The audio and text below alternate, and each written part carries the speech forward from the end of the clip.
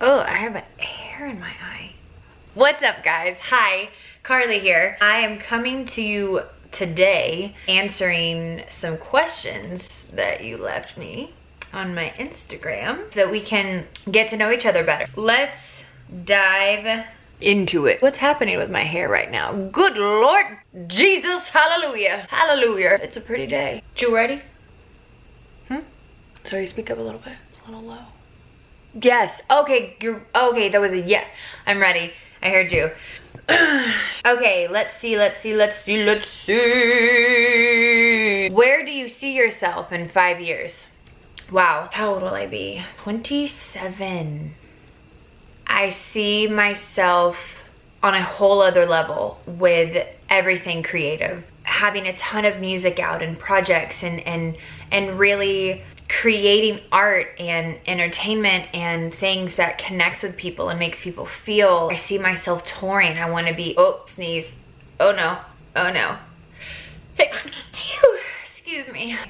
Bless me. Touring the world with music and connecting with people from all over because I feel like music is such a universal, beautiful language. I see myself smack dab in the middle of my dreams, which includes performing and singing and entertaining people and making people laugh. I see this platform being a huge part of that. I see, especially 5 years from now, I see this being a massive part of what I do and my story because I want to, like I said, connect with people and inspire, encourage, motivate. So in 5 years, that's where I see myself. Do you and Zach ever talk about children and where you guys would permanently live when you guys moved into the next step of your relationship, moving in, marriage, little babies? Yes, Zach and I talk about children. We probably talked about children way earlier than we should have, just because we think it's such a fun thing to talk about. Future stuff is so fun to talk about and imagine, although we're not nearly there yet. It's so fun to talk about and, you know, plan for in our minds. I'm not gonna go too into detail with the Zach questions just because I will do a separate Q&A with him because I know so many of you have questions about him and I and our relationship, and I'm going to get him in the next time I'm with him on a Q&A. So we'll go further in depth with the Zach questions, but I will answer these. I'll speak on my behalf, not his. Where would you guys permanently live when you guys move to the next step of your relationship, marriage, babies? Okay, we love Texas, both from Houston. So we talk about ending up in Austin, actually. We love the vibe of that city because we love the way LA feels and how much is happening here in the movement, but we also love Texas, and so Austin feels like a little LA in Texas. Honestly, it would be wherever life takes us, wherever we're supposed to be, whether that's LA, Texas, New York. I love New York City. Oh my gosh. Probably one of those three. I mean, well, in Chicago because Cubs baseball. So honestly, it's up in the air. That's what's crazy about my life with Zachary is it is just like, we don't know. We don't know what that looks like. And that's kind of a scary but exciting thing. Figure it out. We don't know we don't know what the plan looks like, but let's do it. How can you start a social media platform, specifically YouTube? Just start.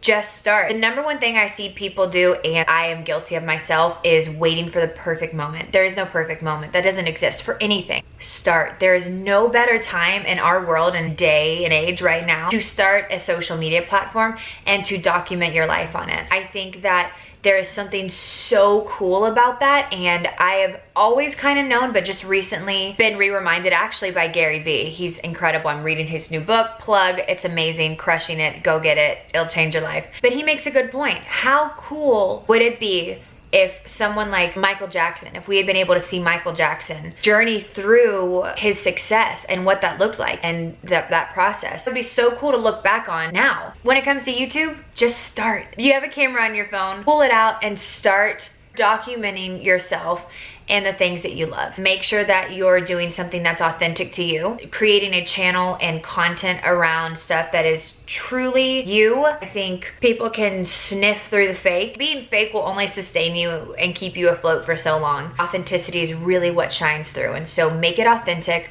Start it. Start filming, post content, be consistent. That's something I'm working on. As long as you're making it true to yourself and authentic content that you're passionate about and that you love and that is you, it will translate. That is, I think, the most important thing. What is your biggest fear? My biggest fear is not doing all that I was created to do, that I believe that I was created to do, not accomplishing all that I feel like I can, and that is within me to do. In a shorter term, it's failure. My biggest fear is failure. From the earliest memory I have of myself and of thoughts and dreams, there's not been a day in my life where I didn't want to perform and entertain. And oh my gosh, why am I getting emotional? And my biggest fear is not doing that on the biggest level I can, and not fulfilling or doing or accomplishing what I feel like I was put on this earth to do, and what I feel like God's will is for my life. And so I am constantly, you know, thinking and wondering, like, is there more I could be doing? What could I do? Should I have done this? And I'm practicing and working on living in this present state and not being concerned with the past and not regretting anything or thinking like, oh, I could have done that differently, but just living in the moment and then thinking forward. I want to give it my all. I want to go to bed every night when my head hits the pillow, know that I gave it my all every day. I think that's a part of that fear as well, is not doing that. I'm terrified of not living in my fullest potential and not becoming all that I can be. That's my biggest fear. It's a terrifying thought. It's like, ugh. Okay, how did I meet Zach? Zach and I met the weekend after high school graduation. We went to separate high schools and we met at a mutual friend's high school graduation party. And there's a whole story behind that. It was one of those things where I remember making eye contact with him and thinking, who is that? I remember having that thought, like, I seriously had that thought. I'll never forget that moment. How do you stay so positive? I know that's generic, but is there anything that you do specifically to help you? Pray, self-help books, etc. Absolutely. Mindset is everything, and I think any resource that you can get that adds positively to that mindset is necessary. My faith, number one, is a huge part of how I live, of why I live the way that I do, and how I'm able to be positive, because I know that no matter what, there is a plan, there is a purpose. Everything happens for a reason, and I've just learned to rest completely in that and find peace in knowing that and believing that wholeheartedly without a shadow of a doubt. How do you even say that? What? Shadow of a doubt? Is it shout of a doubt or shadow of a doubt? Anyways, the minute I feel anxious or I go negative, I try to catch it as soon as I can and just give it away. Jesus, take the wheel. Okay. The other thing too, who you surround yourself with is key. Who you surround yourself with is key. You cannot expect to surround yourself with negative people who are constantly either down on themselves or talking bad about other people. This sucks, or speaking basically death over their life. You can't expect to be around those types of people and have a positive mindset. How does that work? It doesn't. Be so picky with who you surround yourself with. Don't fill the void of just having bodies around you just to have bodies around you if it's a bad person for you. Make those hard decisions to only allow the right people, the good people, the people who you can pour into and who will positively pour into you back, to surround yourself and to be in your life, because you can't afford to have people who take away from that in your life. You get one life. Every single moment that passes, once it's gone, it's gone. So protect that. Protect your space. Protect your heart, protect your energy. If you had one wish or prayer come true, what would it be and why? Okay. Wow. This is a good one, because I think there's so many different categories I could cover, I feel like. But in the place that I'm at right now, my biggest wish would be for all the people that I love, all of my people, to be in the same place, because I want nothing more than to do life with the people that I love. I think that community is everything, and I feel like people are the reason. People are the bread and butter of this life. You can't do life alone. I have amazing people here in LA, but I know that so many pieces of my heart are spread across this country. At this moment, that would be my biggest wish. Can you post a video of you singing a worship song? Yes, I will. I will have to do that. Was it hard getting into an interracial relationship? Because where I'm from, it's a very difficult thing. I just wanted to know your experience. For me, and my personal experience with Zach, It was not hard. I'm so sorry it's been difficult for you. That is so tough. My heart goes out to you. I will say from personal experience, we did not come across any of that. What's been hard for us is the distance and figuring out how we combine his dream and my dream and navigate this relationship that really on paper doesn't make sense. That has been our struggle. That's kind of been our burden to bear. Can we be friends? Yes, girl. Hit me up. Will you bless these ears with some music? Yes, I will. Promise. Y'all, let me tell you. Okay, this has been a journey. I will be covering that and opening up about all of that. Trust me, it has not been because I don't want to. There's nothing more I would rather be doing than putting out music that I feel connected to, that can connect to you. Like I said, I feel like music is so powerful. I love music so much. So yes, I will very soon have music out. I promise, and I hope you love it. When did you get saved, and what devotionals or books of the Bible do you like to read? I got saved, I want to say I was like 7, I think. Mom, is that right? I don't know. Since then, I think there's been multiple times throughout my life, because I feel like my faith has definitely been, you know, it's a journey, and there's ups and downs and times where you feel close and far, just like any relationship. And so for the most part, my entire life have had that relationship, but there's been moments where I've rededicated myself in a sense. Devotionals, oh my gosh, my favorite devotional is Jesus Calling. I love Jesus Calling. That one's amazing. And then right now I'm reading, hi neighbor, this is awkward. I have my window open so all my neighbors can see. Hey guys, yeah. My mom got us a Christine Kane devotional for Christmas. But hold on, let me go see what it's called.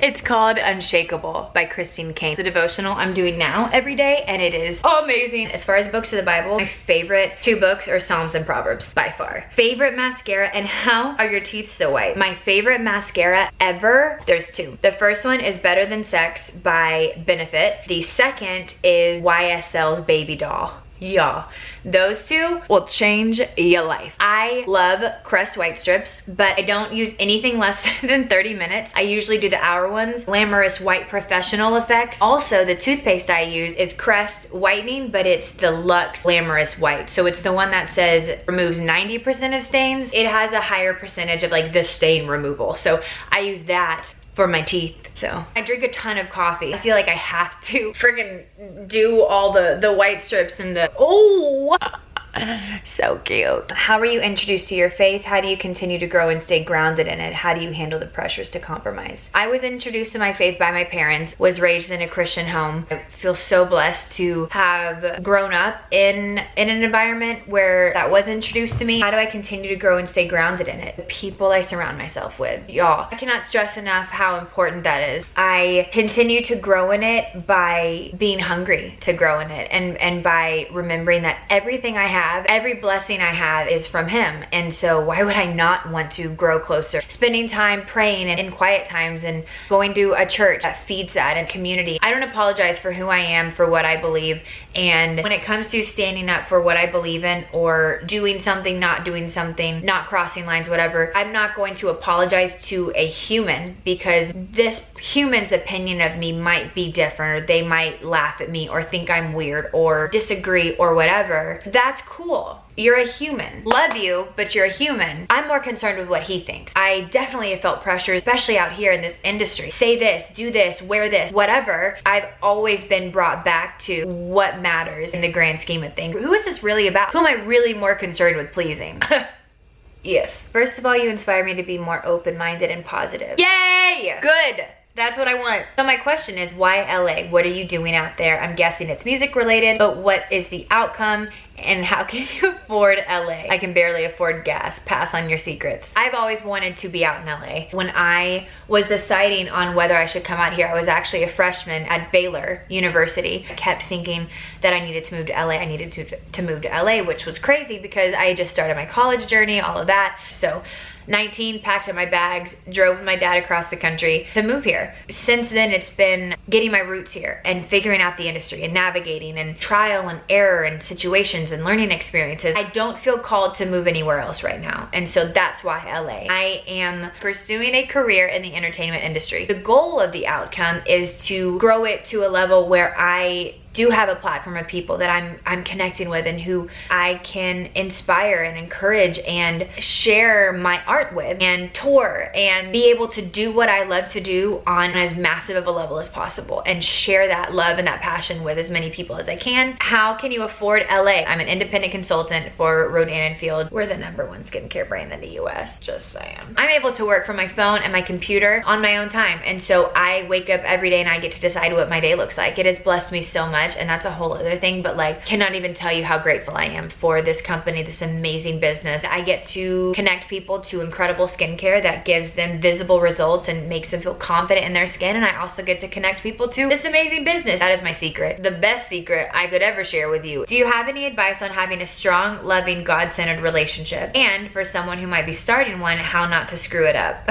Okay, so I think it's important to have a talk with that person before and understand who they are, their morals, their values, get to know them really before you jump into a relationship with them, so that you can make sure your priorities are the same and that you both have the desire to have a relationship with God and for that to be the center of your relationship. Because if one person wants God to be the center and the other person doesn't, it's probably going to be a little fuzzy, there's going to be different priorities, different intentions, different ways of handling situations. As far as not screwing it up goes, is just communication is key. Trust and communication. It's cool. The memory card got full. We back.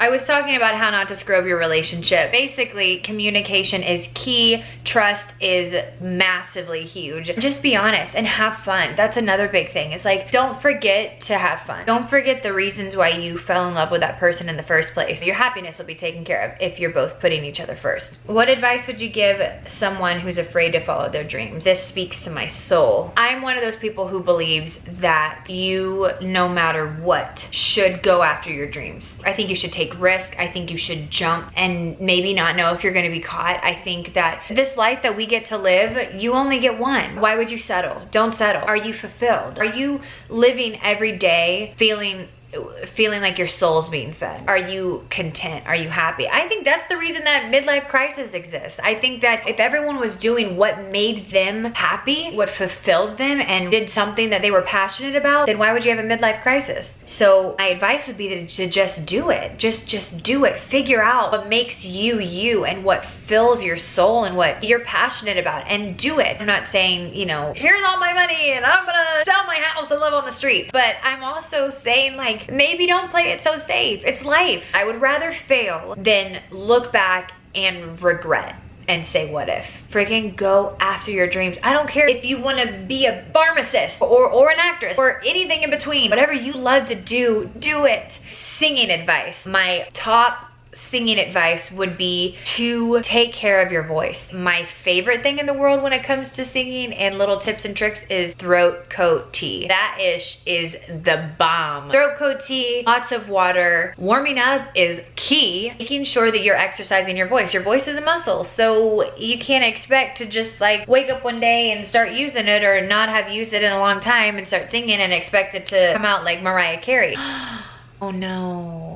It probably would come out like Mariah Carey. Oh, that was bad. That was bad. It's so good. It was so good. I had to. It was bad. It was bad. It was good. It was really good. It was a good one. Can't expect it to come out singing like Whitney Houston when you haven't exercised the muscle. Just like you can't expect to go flip a tire if you haven't been lifting weights. Do your exercises, boo-boo. And drink your throat coat tea. What is my dream for music? I kind of covered this before, but my dream for music is to connect with people and to travel the world, getting to connect with those people and perform my music and entertain people, inspire, encourage, connect. That's my goal with music. How have you and Zach made long distance work for so long? FaceTime has been huge. Texting, communicating, and just being creative with our conversation. Working really hard not to just be boring or let it get stale. And it's happened before. I mean, there's been times where you've been like, okay, not really meant to talk about, but pushing through that. And I think it's just caring enough to go out of your way and to make the extra effort. That's been the biggest thing. I think that about covers it, my friend. Yeah. Ouch! That is all I have for you today. Amazing question. Make sure you go hit that subscribe button. I don't know where it is. I'm just gonna point in every direction, so one of them's right.